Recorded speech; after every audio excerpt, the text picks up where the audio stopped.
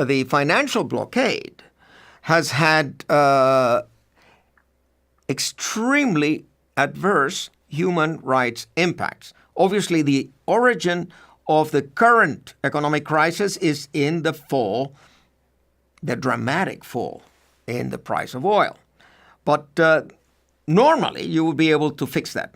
A country as wealthy as Venezuela should have been able to borrow money on its enormous natural resources and then would have been able to buy and sell like anybody else. But no, the United States has made sure that because of the threat of enormous penalties to the U.S. Treasury, the banks have been closing the accounts of the Venezuelan government and of the Petróleos of Venezuela.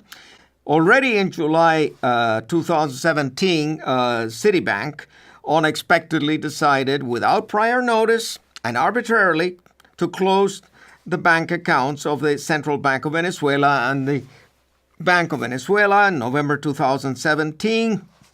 Citibank blocked the transfer for a shipment of more than 300,000 doses of insulin.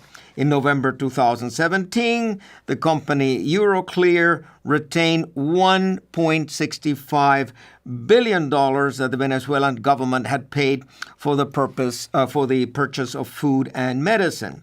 Citgo, the Venezuelan state oil company based in the U.S., has not been able to transfer its profits outside the United States of America. It needs that money to buy food and medicine. And it is in the neighborhood, I think, by now of $9 or $10 billion that have been withheld.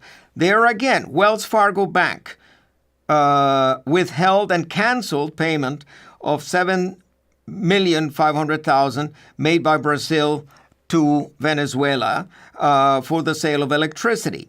In May 2018, the Venezuelan Minister of People's Power informed that a financial transaction amounting to $7 million for the purchase of dialysis supplies for patients, including children and adolescents, requiring such treatment had been blocked. So you see here the immorality of it, but not only the immorality of it, there is personal criminal liability for the impact of these sanctions. I mean, I am certain that the increase in child mortality, the increase in maternal mortality, the increased deaths for lack of insulin or lack of antiretroviral drugs is a direct result of this blockage, so that Venezuela has not been able to purchase what its people deserve. It's not like the government doesn't want to distribute. Is that the government is being, through an external economic war, is being asphyxiated. And that was the name of the game.